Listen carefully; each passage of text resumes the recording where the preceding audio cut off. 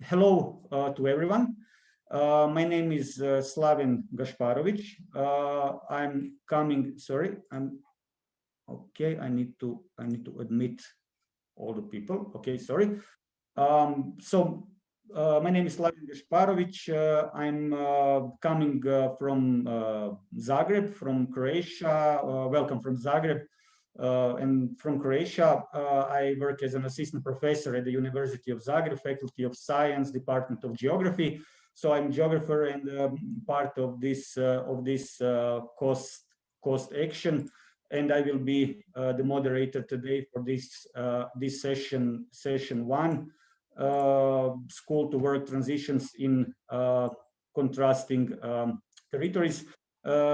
Sorry for my maybe funny background, but my room at my workplace is pretty damaged due to earthquakes which hit Zagreb and Croatia in the last couple of months. So you could see only scratches and holes and lines on my wall. So I need to have some background.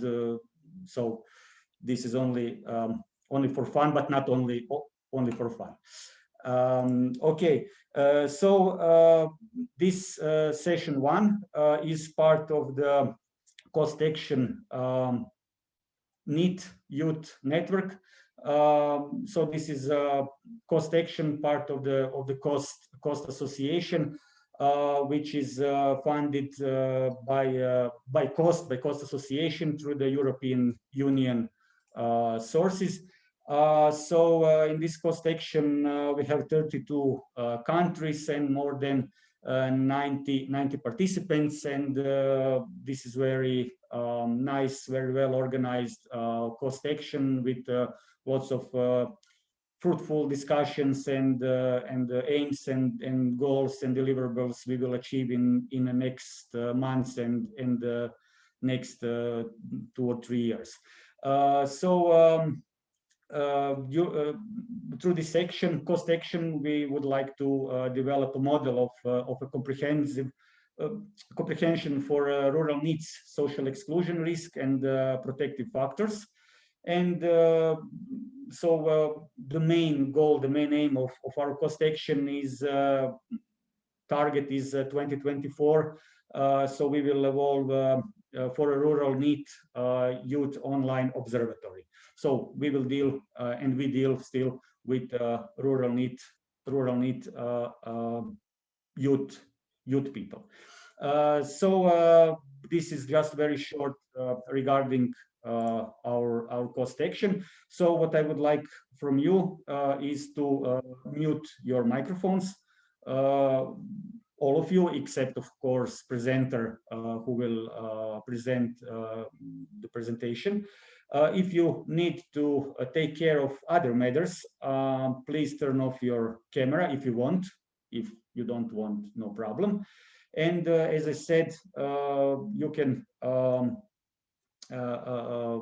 ask your questions only through the chat, but please do not spoil the chat with some chatting with other people. So please leave a space, leave a free chat for the questions. There will not be a possibility. So I will repeat for you who just joined the session. There will not be a possibility for oral ask of the question, but only through the chat. As I said, presenters will have 10 to 12 minutes maximum, and I will warn them when 5 minutes will be to the end. And after all 4 presentations, we will have discussion time because we have to finish until 1:30, maybe a couple of minutes more, but let's say 1:30 CET. I need to take my next paper. So we will have 4 presentations. From the titles, I can see they are very interesting, and I hope you will enjoy. So first presenter will be sorry for pronunciation, Jahnabi Goswami. Please introduce yourself very short. So your affiliation, where do you come from, and just 2 or 3 words, very short about you, and you can start with your presentation. Should I start, sir? Yep, I will stop share. So you, I think you have possibility to share the screen. Should I share it first? Yes, no problem. Yes, please. So it's showing the host disabled participants screen sharing. Okay, try now.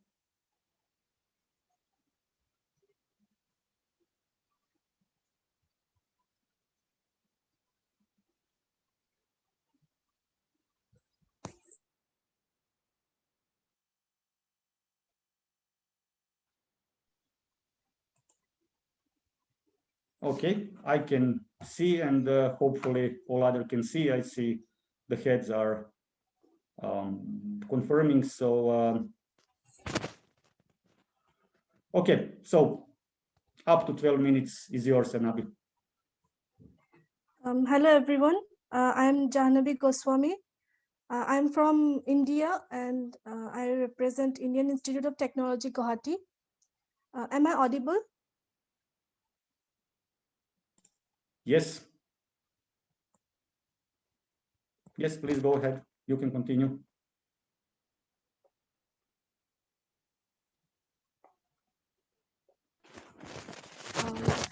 So the introduction is proliferation of images of progress through formal education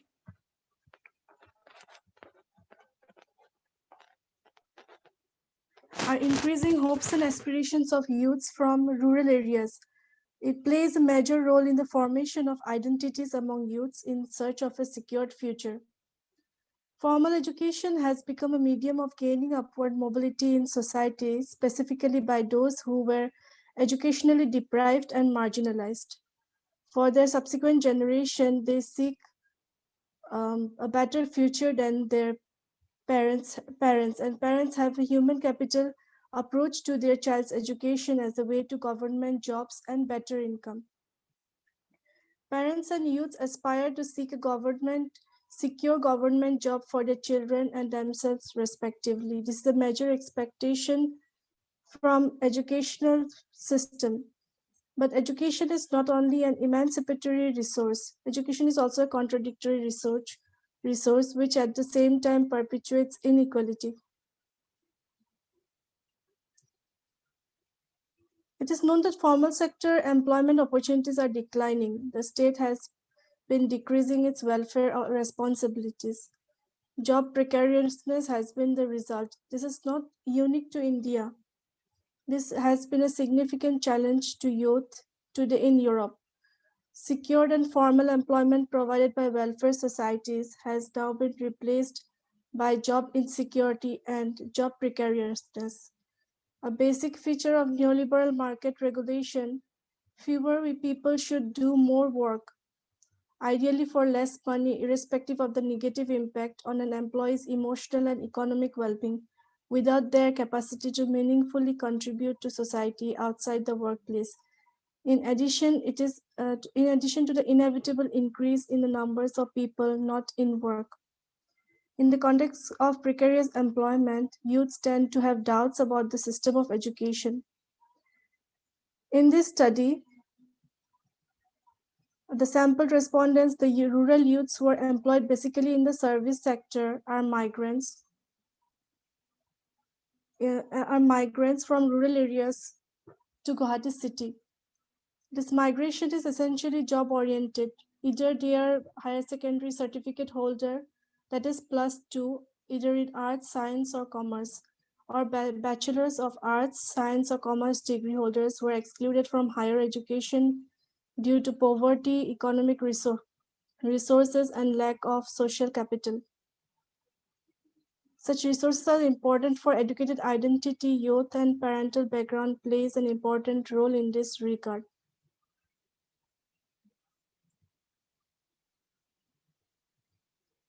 So the research location, the study has been conducted drawing from 16 months fieldwork, ethnographic fieldwork in Assam. Assam is a state of India located in the northeastern part.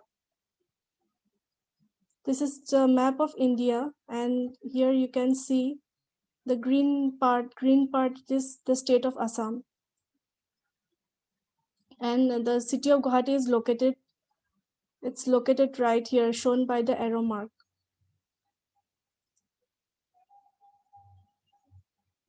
So I met and interacted with 113 participants.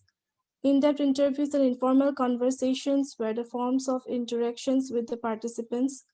Informal conversations were carried out. I began my fieldwork in IIT Guwahati with interviewing few security guards, food service attendants, and delivery boys, and shifted my fieldwork to shopping malls and cafeterias in Guwahati. 20 interviews were conducted in IIT Guwahati and 60 were done in proper Guwahati at shopping malls and cafeterias. A general background of the respondents. A total of 113 respondents have been sampled and interviews have been conducted, out of which 63 are males and 50 are females. The occupational background of respondents: among 63 males, 10 are employed as security guards, 30 are sales executives, 23 worked in cafeterias and restaurants. Among 50 females, 17 are security guards, 20 are sales executives, and 13 are restaurant workers. Youths are entering job in the service sector at an early age of 18, and some are staying there as long as 40 years of age or more. These are disadvantaged youths in terms of class, caste, gender, or religion.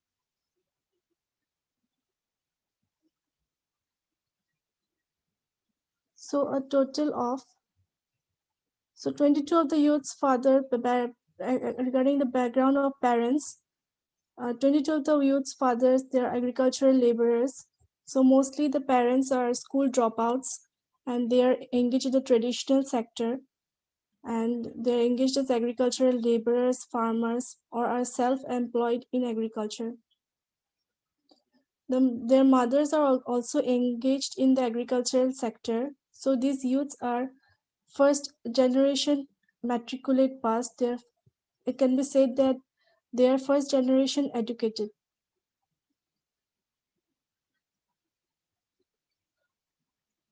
So it is seen that the socioeconomic background of sampled educated youths families represent that they belong to a low income quartile. The highest income earned is less than 1,50,000 a year. Income is directly related to the amenities of decent living like household condition, electrification, sanitization, and drinking water. The less the income, the less will be the ability to access these facilities, and their socioeconomic background has also a negative impact on their education.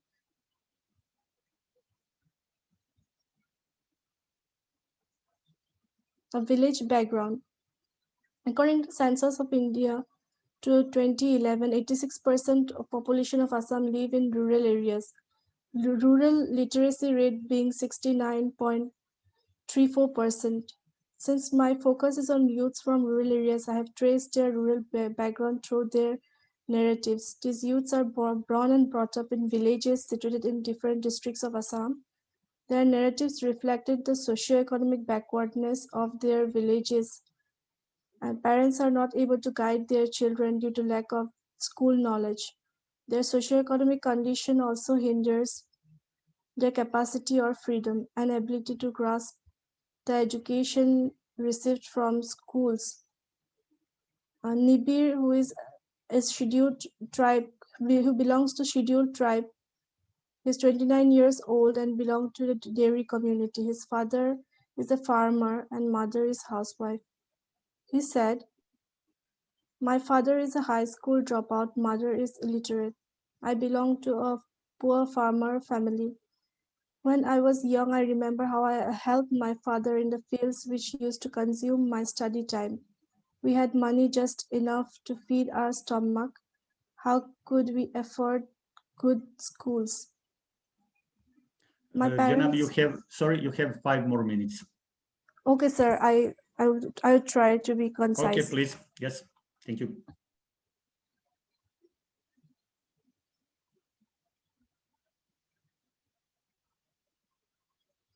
Majority of my respondents belong to the BPL category, that is below the poverty line.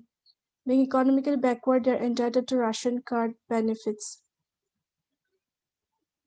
Educated identity and transition to work. Youths view education as a medium to gain identity different from their traditional identity, which is not empowering for disadvantaged castes in a country like India. Education is a resource which is meant to provide such jobs which are epitome of modernity. Some look at it as an instrument to attain autonomy or respect. Some expected cultural and social distinction. Public formal education is of modern origin and it attaches a modern identity to people. New identities were formed, which gave tribal leadership, organization, direction, new identity, and confidence to speak and stand for the cause of fellow tribals. Privatization and globalization has brought changes in the way education is looked at. It is looked at as an escape mechanism from manual labor. This has been expressed in the recent Right to Education Act also.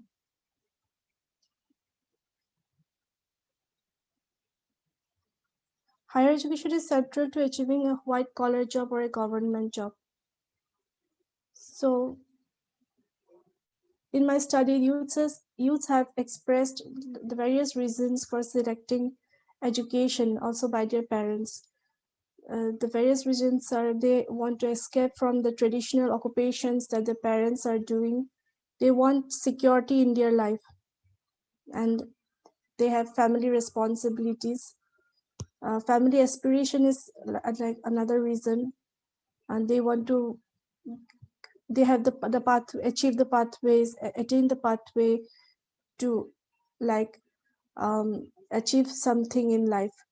And besides, because of their socioeconomic backwardness and financial insecurities, they need a job. So it is seen that they are exiting the education system at a very young and at a very early age of like 16 or 17 years of age, when they should remain in the education system. They're exiting this education system for a job mainly in the service sector because they're reluctant to join the traditional occupation system. So it is basically said that poor teaching quality, lack of resources, high rates of absenteeism are structural constraints which may result in early decisions about school to work transitions. In my study, rural youths interested in long-term benefits of education but are sort of trapped in their job. They are young, ranging from 18 to 35 years of age, employed for a certain period, starting from a young age of 16-18. So an early exit from education is seen. Young people in rural Assam have a strong sense of responsibility and obligation to their families, so balancing household and individual needs have become priority for them. So service sector jobs seem to be decent for them, though it is a precarious job and contractual and does not provide security to them. So in conclusion, I would like to say that there's been disjuncture seen between the realities of formal education on the one hand and young people's aspiration and expectations on the other hand. As a group of first generation educated youth, they face difficulty to transition to college and work, in contrast to their pair with an educated parent or better economic condition. Thus, I would like to conclude my presentation. I would like to thank the organizers and the participants for listening to me patiently. Okay, thank you, Jahnabi, for your very nice and interesting presentation. So for all of you who joined a little bit later, you can put your questions in the chat during the session, and if you still haven't filled the consent form for the recording of the session, please, in the chat there is a link. It is very short. Just put your you need just to put your email and just to click on the consent. So it is, I think, couple of seconds to fill the form. So please do so as soon as possible, let's say. Okay, thank you very much.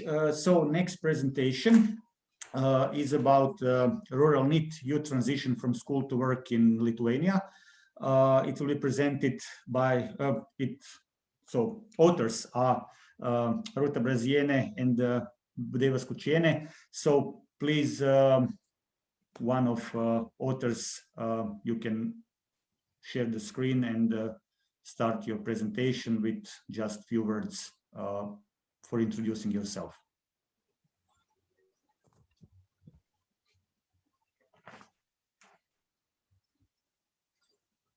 Hello, can you hear me? Yes, we can hear you. I confirm, So, and I hope that we can see your presentation. See, today I and Daiva Skučienė will present our preliminary findings from our still ongoing work, and we are from Vilnius University, Department of Social Policy. We are also a member of this very nice rural cost action network. So we will share our presentation in between us. I will start, then Daiva will continue, and I will complete the presentation. So our topic today is rural NEET transition from school to work in Lithuania. And first of all, I'd like to start from our research questions. In this presentation, we are trying to answer to those two questions. What are the main factors influencing the employment of the rural youth in Lithuania, and how do the rural youth that are currently not in education, employment, and training evaluate their possibilities in the labor market in Lithuania?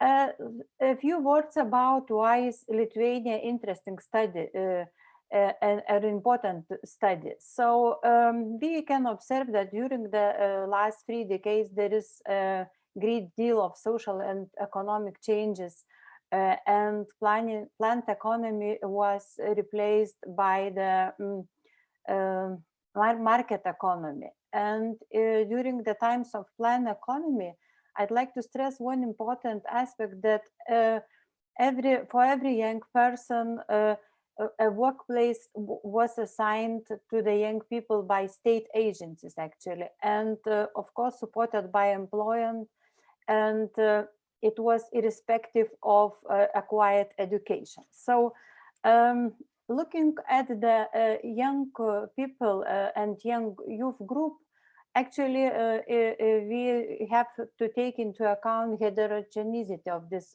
group. And in every research, it's always a discussion of which group to address. And in our study, we decided to address people aged from 18 to 30 years old. So as youth is very different at 8 years old and in age 25 or 24.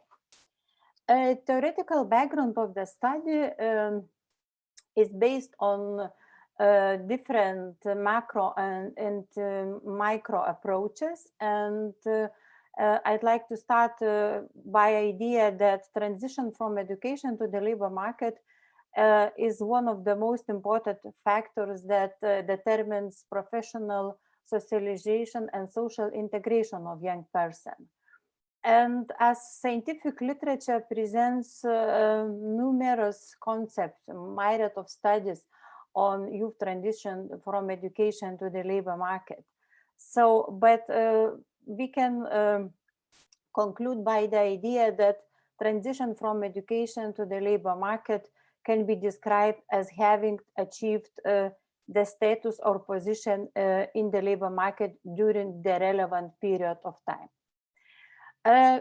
Despite the micro factors or factors like global and local labor market structures, different labor market, for example, regulatory wages mechanism, and etc., we can also stress the importance of individual level characteristics in transition from education to the labor market.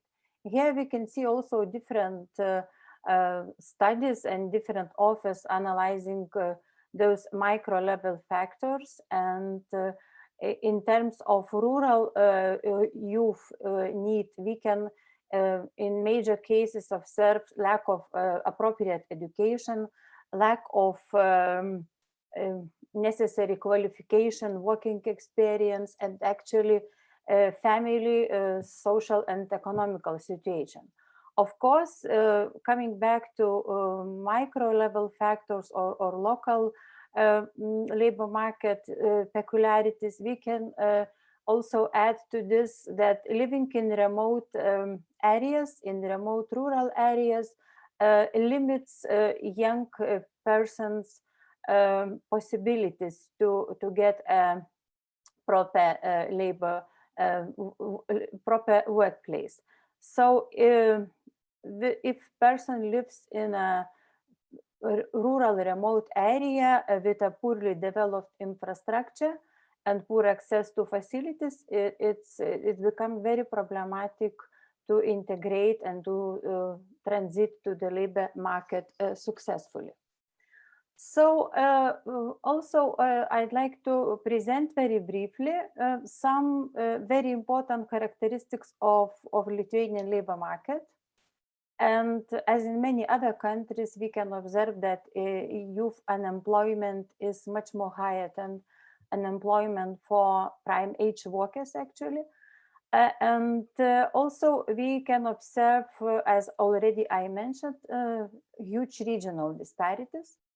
And despite the fact that there are some efforts to provide some workplaces or to build some factories and other, but there is still a lack of decent workplaces for youth in rural areas, and especially for highly educated youth.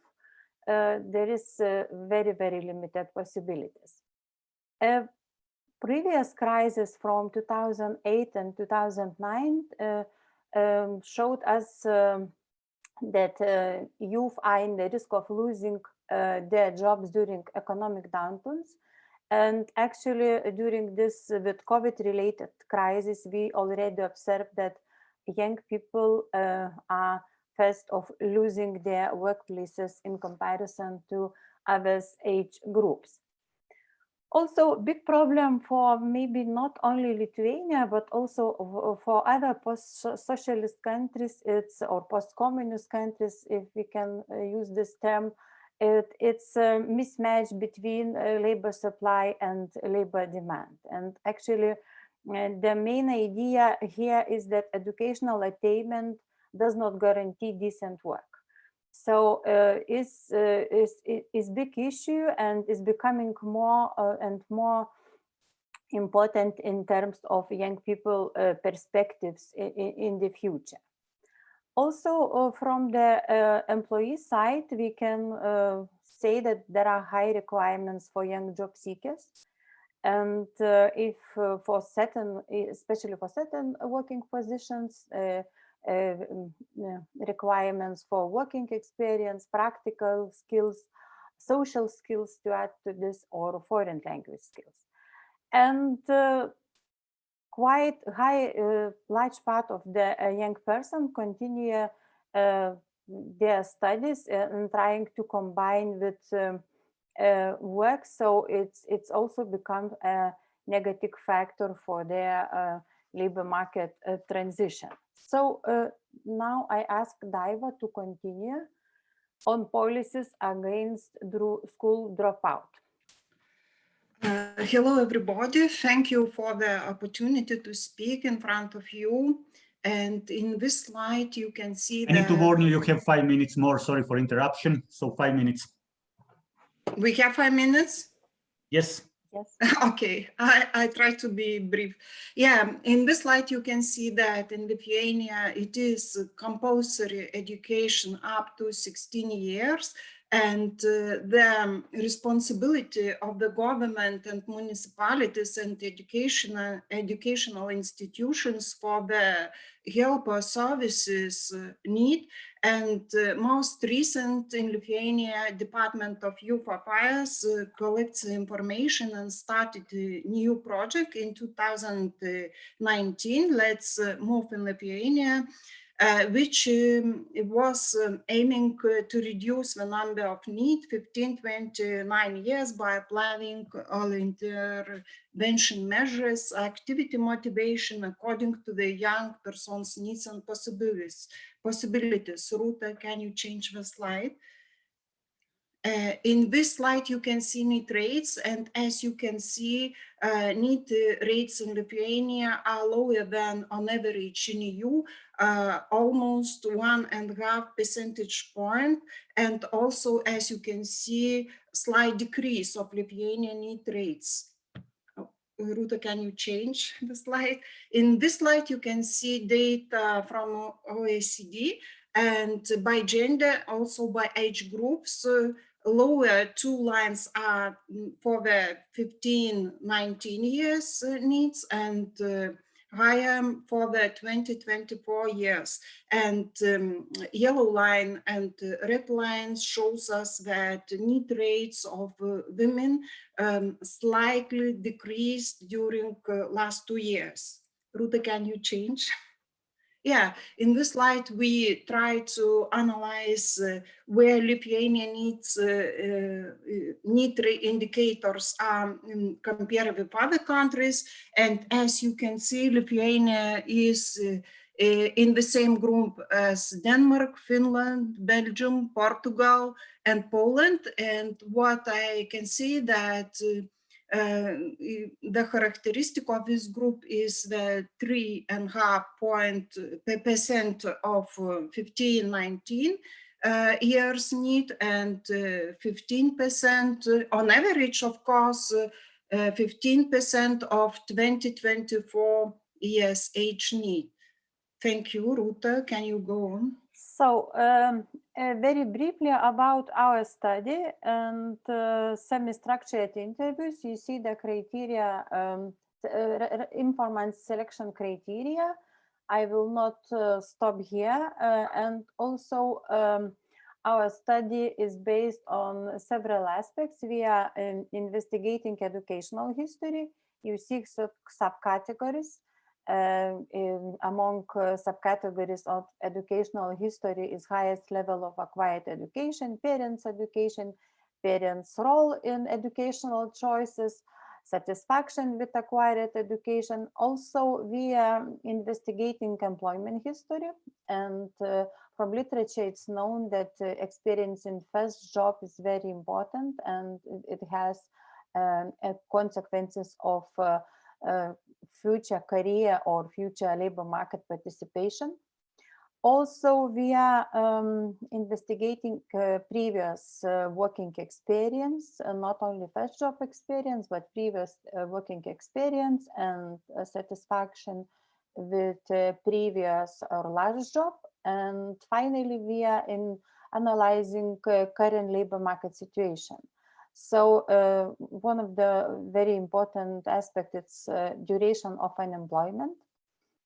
Also, job search strategies, obstacles to find a job, the role of employment services, the role of social network as parents, relatives, and friends. So a bit of our findings already. We would like to share with you, and among the obstacles to find a job, young people stressing that they have no working experience, they cannot find a decent job. And also during those interviews were carried out during the lockdown that is still present in Lithuania, and we see that the lockdown also plays negative role. And because of the lockdown, everything is closed and people not able to leave their living area to find a job maybe in the largest cities near the rural areas. Also looking at young persons strategies, how do they search job? Of course, it's the most important tool is internet or different internet groups or in social networks, and also unemployment services.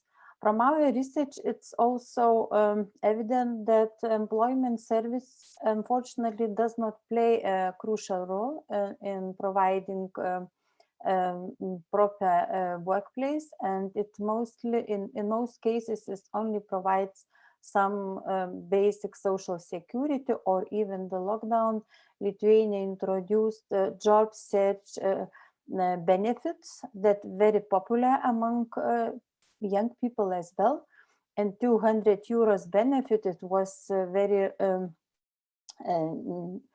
discussed, and it was discussed in our media among the experts, and what is the role for the future labor market and situation of those people.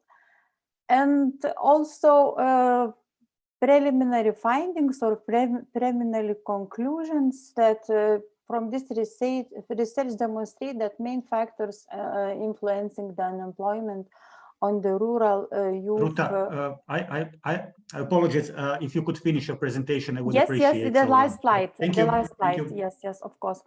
And lack of suitable workplaces, of course, labor market situation in rural areas, and young people that are not currently the rural need evaluate that among the main obstacles is lack of working experience, appropriate education, etc. So, and the last sentence, the findings confirm previous research on rural need transition from education to the labor market. Thank you very much for your attention. Excellent. I look forward for the questions. Okay, excellent. Thank you very much for your very interesting presentation.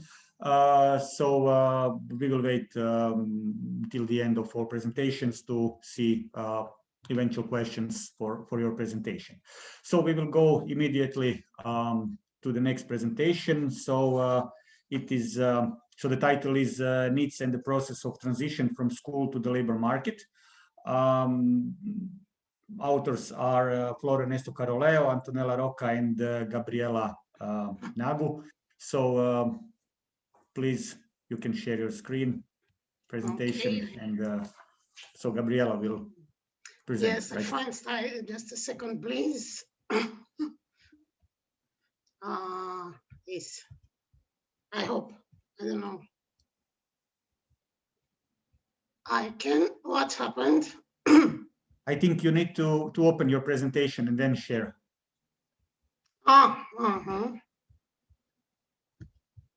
Maybe it is already open. Yes. Okay, then you. Okay. Yeah. Okay, now it's good. Yeah. Okay. We can see it. We can hear hello. You. So go ahead. My name is Gabriela Neagu. I work for this presentation with colleagues from Italy, Professor Caroleo and Professor Antonella Rocca. Thank you very much for your help. And also we are member of this cost action that organize this conference. And I would like to thank you, Cost Association, and of course our colleague for this this conference and for this opportunity. In our work, we try to provide a comparative perspective on the transition from school to work with the focus on the needs population. This presentation addressed the specific element, institutional and structural condition and why they vary between two countries and how it's affect the transition process. There are many definitions of the transition from school to labor market, and this is reflecting in the type of transition.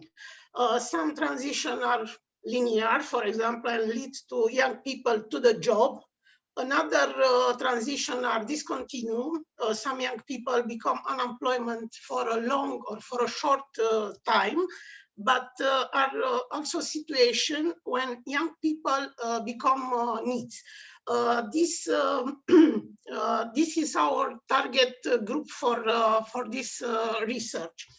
Our objective is to identify and analyze the factors that influence this process, and of course to understand why some young people become NEETs, or who is these young people. From a methodological point of view, we will use a quantitative method. The data come from European research, labor force survey. We selected the data for Italy and Romania. The data will be analyzed by complex method, but Antonella will explain much better this statistical aspect. What is the result we are waiting? A realistic picture of the cause of that influence this process, providing an important information to policymakers, but we hope to contribute to development this research area. Why Italy and Romania? There are many comparative analyses, but we observe that they have many things in common. For example, usually are compared identical country from different point of view. For example, for educational system or labor market, or some country are located in certain area, for example, in the center of the Europe, or in Sud, or only in North, but also country who have a common history, for example, ex-communist country from East. Italy and Romania are part of this comparison, but each in different group. We believe that type of comparison is limited, and we try to extend and cover new area and a new perspective. Our review of cross-national research on school to work transition indicated a number of important dimensions. For this work, we selected 4 general dimensions: the nature of the education system and the interconnection with the labor market and the policy that coordinate it, the structure of the family and the individual characteristic, but also the particularity of the region by degree of urbanization. To understand this relationship between transition process and needs, we analyze each dimension more in detail. Education, labor market, and needs population. We find common aspect, but also different aspect. For example, in education system, we observe Italy and Romania have compulsory education for 10 years. The quality of education is different by region or by degree of urbanization. Relationship between education and labor market is very low, but also difference. For example, in Romania, the education is free for all level, but with many points of selection. In Italy, there no this point of selection, but the education, the cost of the education is very high. Both situation disadvantage young people from rural area or poor people. For labor market, in Italy and Romania, the institution responsible for implementing public policy prefer passive solution, not active solution. Temporary employment are predominant among young people, but is a precarious occupation. And of course, the NEETs, the rate of NEETs population is very high in Italy and Romania, which difference, for example, in Italy, it's specific for Sud, and in Romania is specific for rural area in the three region, in North, Sud, but also in Center. Each factor and characteristic was analyzed by a complex statistical method, but Antonella will explain in detail. Please, Antonella. Okay, thank you very much for being here. I'm a researcher in economic statistics of University of Naples, Partenopeo in Italy. According to the empirical analysis, we made three main steps. In the first step, we estimated the probability model for the probability of being NEET in Italy and in Romania, conditional to individual characteristics and the characteristics connected with the place of residence and the family background.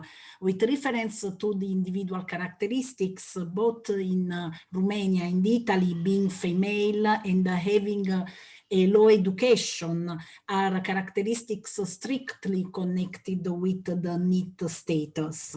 With reference to the family background, living with parents or in families with children are all characteristics connected to be NEET, probably because of the lack of economic independence, but also of instruments for childcare.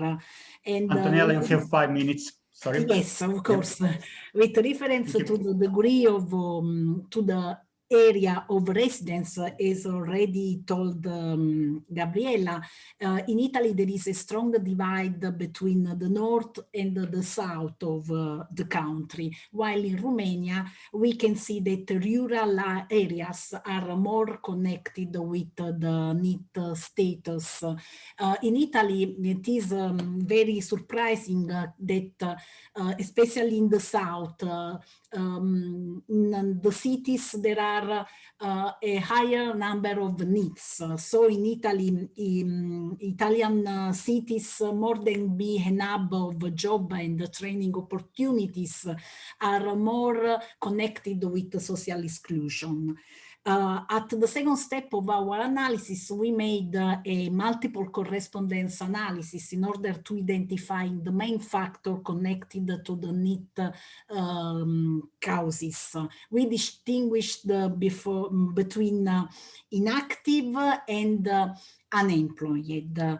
With reference to inactive NEETs, as we can see from this slide, modalities which are more in contraposition with respect to the first two axes are connected with education. Low educated are strongly in contraposition with high educated. Also with reference to unemployment, there is a similar contraposition. In this case, we can see that also the channel used to find a job is very important. In particular, the informal channel of asking to friends and relatives is in contraposition to applying to employers, competitions, and public employment offices. Finally, with cluster analysis, we tried to identify homogeneous groups of needs, because the policy intervention should be tailored to the needs, to the different needs of these different groups. According to Inactive, as we can see, both in Romania and in Italy, there is a group formed by women, which show as a cause of inactivity family responsibilities. In Romania, they are also high educated. Then there are other groups, for example, in Romania, men with health problems and low education living in rural area. But another group which is common in Italy and Romania is that formed by discouraged. They are usually low educated. In Italy, they live in the south, in Romania, in large families. And this is the main reason for which they do not search for a job. With reference to unemployed, we have that low education is more connected with asking friends and relatives, with large families. There are only two groups where unemployment can be considered as a frictional unemployment, as a temporary condition, and therefore it do not is a problem for them. That is for people who are waiting for a call, for a competition. They are mainly high educated. In Italy, live in the north, and in Romania in the cities. Finally, to conclude, we can say that both in Romania and in Italy, we can see that the main driver that we can identify to reduce this high share of NEETs is connected to education.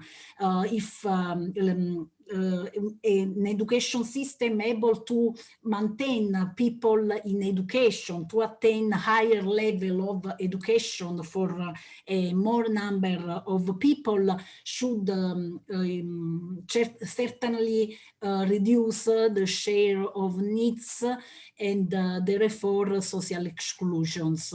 And of course, there is also need of services for child and elderly care, because this is another cause of being neat in both these countries. I finished. Thank you.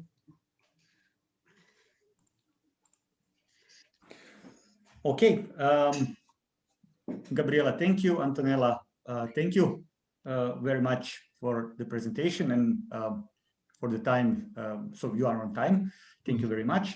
And so for all of you, if you have any question, so you can publish it in the chat. So at the end, after India, Lithuania, Italy, and Romania, we are going to again to the Southern Europe, to Albania. Don't forget, I'm a geographer. So the last presentation will be labor market performance of schooling levels in Albania. It will be presented by Lorena, Alikaj Serjanaj, and Arsena Gjipali. Sorry for maybe wrong pronunciation. So you can share the screen and your presentation and just few words about yourself.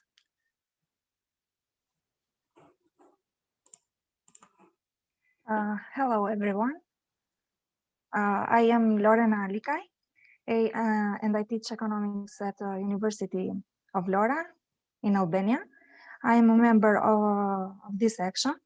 I and my colleague, Arsena Gjipali, will present today our research on the topics labor market performance on school levels in Albania. Gabriela, I think you will need to move your screen. Stop sharing the screen so I can still see your screen. Okay. Okay, Lorena, thank you. We can see your presentation. We can hear you. So 10 to 12 minutes is yours. Okay, thank you, Slaven. The topics that we are going to discuss today is the aim of the paper, theoretical background, methodology issue, and we are going to discuss about the empirical results, and we can give some conclusions on this research. The aim of this paper is to evaluate the investments in human capital, in labor market performance. As we know, according to the Becker theory of human capital, Human capital consists of education, training, and health. In this study, we have used a proxy only for education and training. And according to the labor market, we use as an indicator employed, unemployed, and inactive. We are going to test 3 hypotheses. The first hypothesis that we are going to test is that higher school level leads to greater likelihood of being employed. The second one is that higher school level leads to a lower likelihood of being unemployed. And the third one is that higher school levels leads to a lower likelihood of being inactive. To summarize, this means that when an individual is investing in education or in skills like vocational training, he has the probability to be more productive, and he has probability to be more, in employment or to find a job, and with a good one. With a good wage. Our research is based on the Kim and Lee model.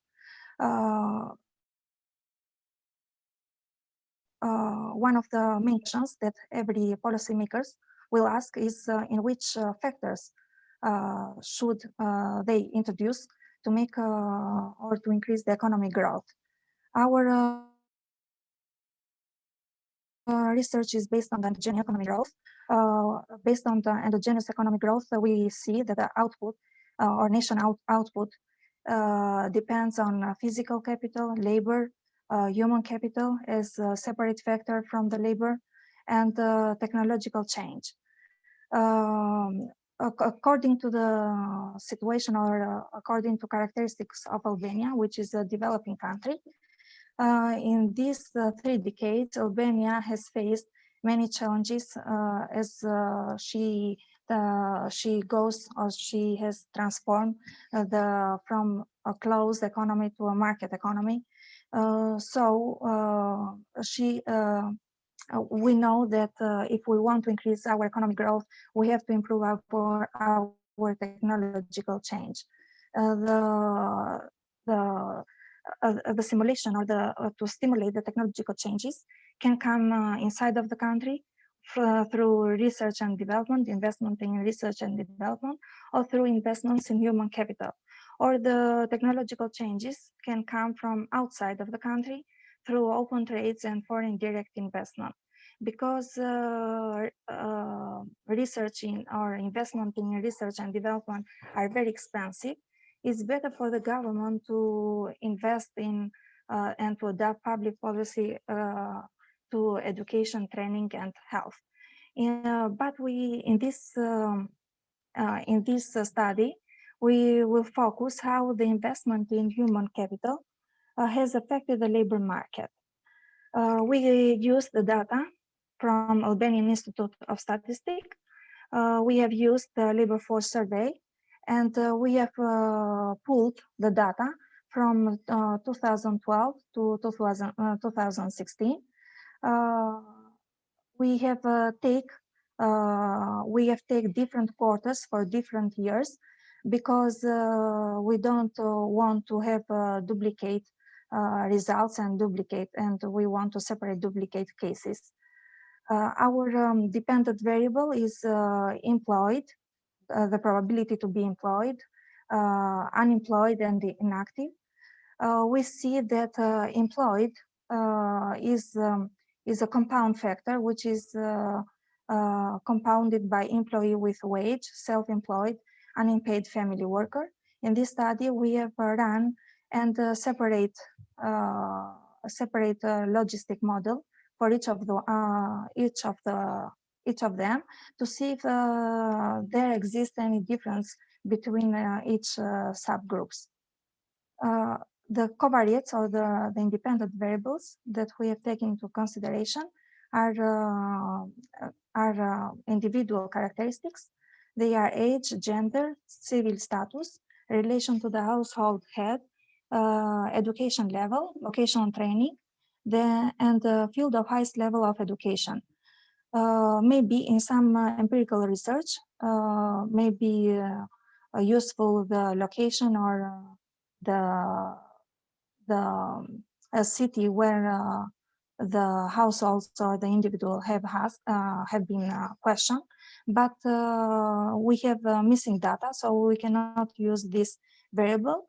And another interesting one may be that we have to see the possibility to be employed in urban or rural areas, but and for this variable we don't have enough data, or they are missed, so we cannot use them.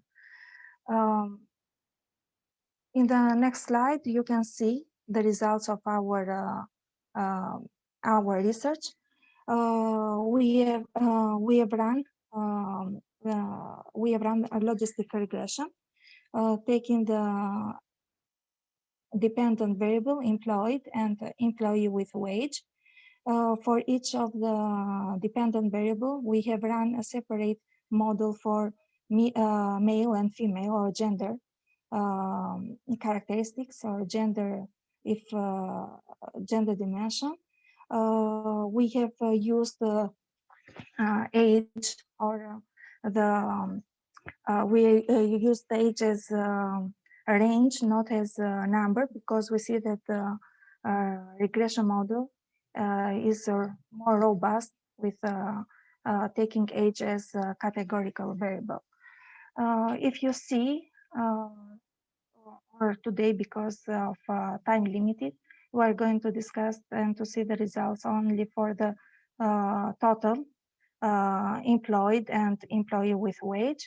We see that the age is a significant variable for both of them, and we see that only for employed as a total, male has more probability to be employed than women. We also see that married, male married, has more probability to be employed than if the individual is female. His female has probability to be an employee with wage. Lorena, you have 5 more minutes. Okay. Thank you. The idea is that we have taken and other factors. We have run a SOW, and these covariates, or the independent variables for self-employed and unpaid family worker. You can find more detailed discussion for each of the covariates in the full paper, because we don't have enough time. But also we have run forward and inactive, and I'm just stopping to the conclusions of which are the most or the significant determinants to be employed in Albania. A person has to be between 31 and 50 years old. He has to be male, so the male has more probability to be employed. He has to be married. He is the head of, or spouse of the household. This person has finished a tertiary education level. This person has done a vocational training despite the place, if it was done in the public or private institution, and has finished higher studies in one of the following fields, like health and welfare, agriculture and veterinary, engineering, manufacturing or construction, social science, business and law, and services. The determinants of being unemployed in Albania are 21, 50 years old. A person has to be male, has to be married, is the head or the child of the household, has a secondary, tertiary education level, has done a vocational training in private institution, and has finished the higher studies in one of the following fields, which is teaching and training education science. If we compare the results from being employed and unemployed, we see that we have the same results about the education and vocation or human capital. So if an individual is employed or unemployed, he has finished tertiary education. So we are satisfied the first hypothesis, but we have rejected the second hypothesis that not higher level, but lower level of education will have the possibility to be unemployed, like the theory that we have supposed. And the last one, which are the detriments of being inactive in Albania. We have two categories. We have youth, which are 15, 20 years old, and those who are more than 60 years old. This person or inactive person are or has declared single status. They are the relatives of the households. This means that we have an Albanian family which lives together with grandparents and grandchildren. Also, we have this person which are inactive have a primary education level, and they have declared that has not done a vocational training in spite of doing that in public or in private one. So according to the results, we going that we have satisfied the third hypothesis. To conclude all of this, we can see that Albania suffer from over-education, and maybe that we have skill mismatches between the supply and demand for human capital in Albania. Okay, thank you. You're welcome. Okay, Lorena, thank you very much for your presentation. So this way I would like to thank you one more time to all presenters, all authors, and for all very nice and very interesting presentation in this session one. So as I said at the beginning, we have 15 minutes so for some discussion. This is a bit maybe lunchtime, so most of you are maybe hungry. So I can read the questions you publish in the chat. We have for now we have one question, so you can write questions in the chat if you have it for all presentations or for particular. So there is a question from Maria Manuel Vieira for Jahnabi, and the question goes, you mentioned that youths in developing countries overestimate the transformative power of education. Did the ASEM young people you contacted experience any form of mismatch between education attained and jobs attained in terms of aspiration and upward social mobility? As we have enough time, I think Jahnabi could answer the question orally. It will be much easier than writing her answer. So Jahnabi, please, if you could answer the question. Sir, am I audible? Please answer the question. Okay, sir. Actually, the youths, rural youths in Assam, they have high hopes from the education they receive. They actually lack the experience and skills expected by employers in the service sector.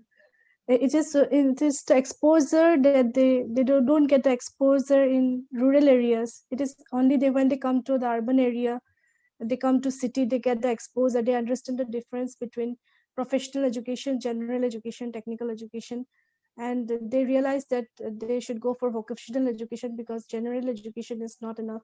And there is obviously a vertical mismatch between the education they receive and they think that they are overqualified for the job, while the employers, they think that these youths are underqualified for the job, and they expect that they should get a job where their educational skills, the education that they received, that comes to use. But what is seen is that the work that they get to do is manual actually. So they think that they're overqualified for the job. Okay. As I do not see any question, I will, as a moderator, allow maybe to Maria Manuel Vieira. Are you satisfied with the answer? Is it okay? Yes, yes, thank you. Okay. So if would you like, maybe I don't see any question regarding presentations. If you maybe feel more comfortable, we have a couple of minutes if you would like to ask any of presenters orally. We could maybe, let's say, break our rules just a little bit. Maybe it would be easier for some of you maybe to ask presenters any question. We have 30 participants, so it's not so huge amount of participants. So if any of participants would like to ask something, please do so.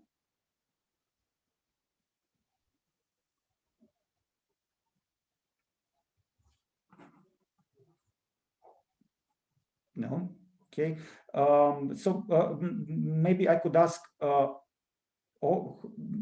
presenters who had some survey or questionnaire. I think, Jahnabi, you had a survey or questionnaire in your research, right? Yes, sir. Yes, and maybe also to other presenters. So this is just only practical questions, questions which we struggle any time. How do you get your sample? Was it hard or was it easy?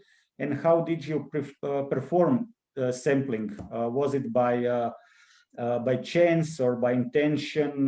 So how did you sample your target sample? So so Jahnabi, you could also answer, and maybe others, other presenters, if you have any kind of experience with sampling and search for participants in the survey or questionnaire or interview. So Jahnabi, you can answer. How did you perform the sample of your questionnaire? So actually, I did simple random sampling, ranging from simple random sampling to stratified random sampling, because there is social differentiation based on caste, class, and religion. So stratified random sampling, it came very handy to me. Okay. Thank you very much. Anybody? Maybe I can share my experience. Actually, it's very difficult to find those people, but actually what we did with Daiva, we have a good experience and collaboration with youth organizations. And also Lithuania has a project since 4 years of open youth centers. They have contact in different regions, in different areas, and as well rural areas. And actually youth workers, they supported our research very much. They provided us those contacts, so we really very happy. Also from local municipalities. We sent to local municipalities. Of course, the response was lower from local municipalities. They less involved in this, but I think this, in our case, this worked very much. Okay, excellent. Thank you. Anybody other would like to add something, maybe with some kind of experience which could share with other people? This is more kind of, let's say, practical questions, so we struggle it every time when we think about questionnaire or interview, how to get to the people. When we especially think when we discuss about rural youth, so maybe it would be, let's say, maybe easier to perform the survey, questionnaire, or interview in cities. So it is maybe harder to reach NEETs, especially NEETs. So if anybody would like to add something or experience. No. Okay. Okay. So I do not see any question in the chat. If are any interested participant here, if you would like to ask a question, please do so. If not, then I can conclude this session, and I can apologize. I can invite you to approach to the website of our co-section, Rural Neet Youth Network. There is a link. You can find many information on the website. You can check our activities. There are many useful infos on the website. If you would like to connect with some researcher, you can also do it. And basically that's it. Okay. Thank you very much for your participation. Thank you again, presenters, for your very nice and interesting presentations, and good luck, take care, stay healthy.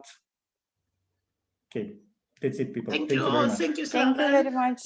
Thank you. Thank you. Thank you. Bye bye. Bye bye. Thank you. Bye, people. Thank you. Bye bye.